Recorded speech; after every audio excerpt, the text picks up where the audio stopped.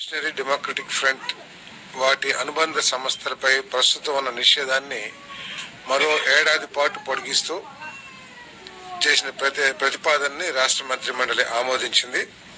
దీనికి కారణం ఏంటంటే వామపక్ష భావజాలాన్ని ప్రచారం చేస్తూ ఘర్షణ వాతావరణాన్ని తెరదీయటం, రాష్ట్ర ప్రభుత్వ కార్యక్రమాలకి వ్యతిరేక ప్రచారం చేయటం, అదేవిధంగా ప్రభుత్వ ప్రైవేట్ ఆస్తులకి నష్టం కలిగించటం, కొన్ని శాంతి భద్రతలకి విఘాతం కలిగించే పరిస్థితుల మూలంగా వీటి మీద ఉన్న ఇప్పటికీ ఉన్న నిషేధాన్ని మరొక సంవత్సరం పొడిగించడం జరిగిందని చెప్పేసి మన పశుసంవర్ధక శాఖకు సంబంధించి 18/8/2021 తేదీన జారీ చేసిన జీవో నెంబర్ 217 మరియు ఫిషరీస్ డిపార్ట్మెంట్కి సంబంధించిన జీవో 144 డేటెడ్ 8/9/2020 రద్దు కోసం చేసిన ప్రతిపాదనని రాష్ట్ర మంత్రి మండలి ఆమోదించడం జరిగిందని చెప్పేసి మన అంతేకాకుండా నెక్స్ట్ దేశంలో ఫెర్టిలిటీ రేట్ తగ్గిపోతుందని చెప్పేసి చాలా స్టడీస్ తెలియజేస్తా ఉన్నాయి. ప్రపంచంలో ఫిగర్ స్టడీస్ కంపేర్ చేస్తే ఆంధ్రప్రదేశ్లో సంతానోత్పత్తి సామర్థ్యం, జాతీయ సంతానోత్పత్తి సామర్థ్యం రేటు 2.1గా ఉంటే ఆంధ్రప్రదేశ్లో అది కేవలం 1.5గా ఉంది. ఇంకా ప్రపంచ దేశాలతో కూడా కంపేర్ చేస్తే ఆంధ్రప్రదేశ్ సంతానోత్పత్తి సామర్థ్యం రేటు చాలా తక్కువగా ఉన్న పరిస్థితుల్లో ఈ డెమోగ్రఫీ మేనేజ్మెంట్ చేయాల్సిన పరిస్థితులు కనపడతా ఉన్నాయి. అంతేకాకుండా ప్రస్తుతం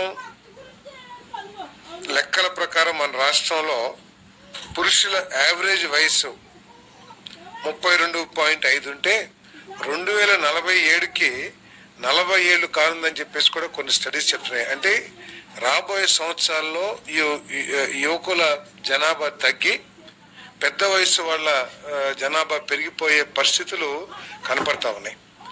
ఇప్పుడు కొన్ని దేశాలైతే ఓల్డ్ ఏజ్ హోమ్స్గా కూడా మారిపోయే పరిస్థితులు కనపడతా ఉన్నాయి.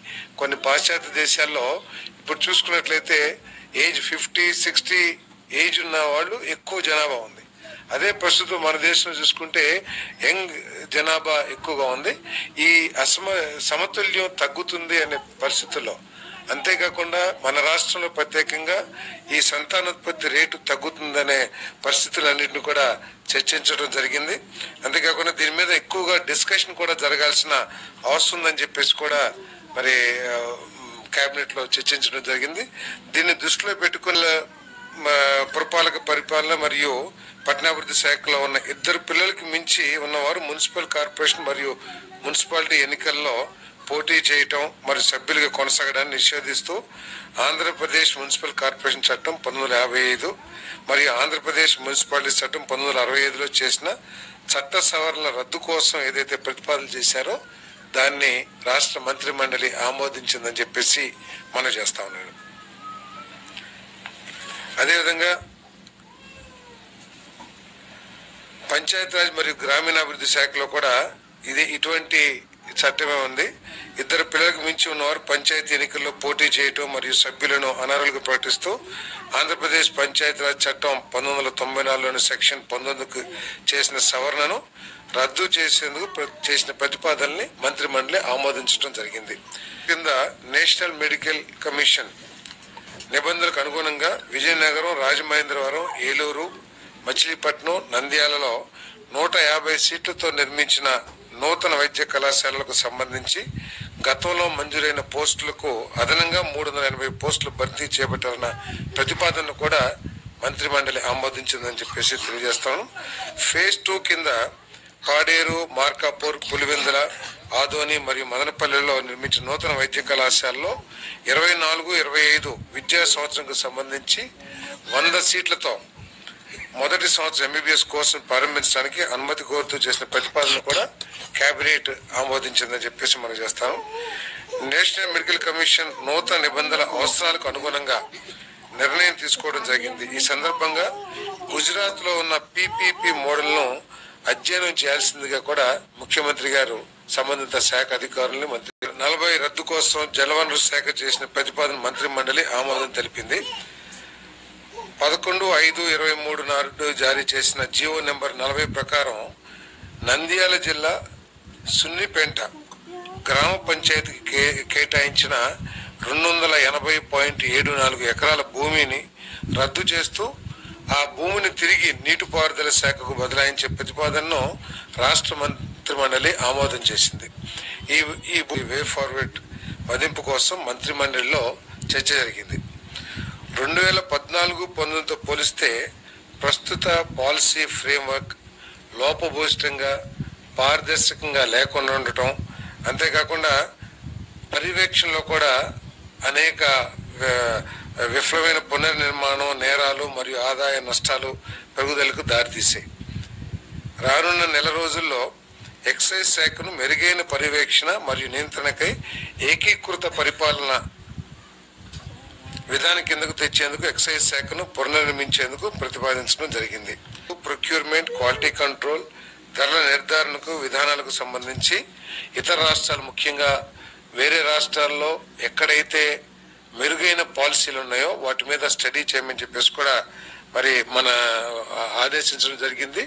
ఆమోదం ప్రక్రియను పూర్తి చేసి 1 అక్టోబర్ 2024 నుండి కొత్త మద్యం విధానం అమల్లోకి వస్తుందని చెప్పేసి మనం చేస్తాను. కొత్తగా అమల్లోకి రానున్న నూతన మద్యం విధానంలో రాష్ట్రంలోకి అక్రమ మద్యం రవాణా, గంజాయి, నాన్ డ్యూటీ పెయిడ్ మద్యం ప్రవేశించకుండా కట్టుదిట్టమైన చర్యలు తీసుకోవడం జరుగుతుంది. ప్రజలకు నాణ్యమైన మద్యాన్ని అందుబాటులో ఉండేందుకు అవకాశం కలిగించే విధంగా పాలసీ ఉండబోతుందని చెప్పేసి కూడా, అదేవిధంగా QR కోడ్తో కూడిన కొత్త పట్టాదారు పాస్ పుస్తకాలు అందజేయాలని చెప్పేసి కేబినెట్ నిర్ణయం తీసుకుంది. రెవెన్యూ శాఖకు సంబంధించి 22A నిషేధ జాబితాకు సంబంధించి ఫిర్యాదు సంఖ్యలో పెరుగుతున్న నేపథ్యంలో త్వరలోనే రెవెన్యూ గ్రామ సభలు నిర్వహించాలని ముఖ్యమంత్రి కేబినెట్ కు సూచించారు. రాబోయే 3 నెలల కాలంలో గ్రామ సభలు అయ్యేంత వరకు, ఎందుకంటే రెవెన్యూ రికార్డ్స్ లో చాలా మ్యానిపులేషన్ జరిగినాయి అని చెప్పేసి, పేదవాళ్ల భూ హక్కుల్ని కాపాడటం కోసం వచ్చిన కంప్లైంట్స్ దృష్టిలో పెట్టుకుని రిజిస్ట్రేషన్స్ అన్ని కూడా వెరిఫై చేయాలని చెప్పేసి చాలా మంది ఏం చేశారంటే అధికారుల్ని కూడా తీసుకున్నో లేదా రకరకాల అన్ని చేసి రెవెన్యూ రికార్డ్స్ ని మ్యానిపులేట్ చేశారు. వీటికి సంబంధించి ఏదైతే అసైన్మెంట్ భూములు ఉన్నాయో ఫ్రీ హోల్డ్స్ గా మార్చేసి 13 lakhs acres దాకా ఉన్నాయి మొత్తం. సో వాటన్నిటి మీద ఒక సమగ్ర రిపోర్ట్ తయారు చేసి, ఎందుకంటే దీంట్లో పేదల్ని బెదిరించి లాక్కున్నారు, లేకపోతే రెవెన్యూ రికార్డ్స్ ని తారుమారు చేసి వాటిని చేజిక్కించుకున్నారు, భూ కబ్జాలు చేశారు, రకరకాల కంప్లైంట్స్, వీటన్నిటిని కూడా 3 months లో స్టడీ చేసి దాని మీద సమగ్రంగా ఎంక్వైరీ చేసి అప్పటి వరకు ఈ రిజిస్ట్రేషన్స్ ఆపడం జరుగుతుంది.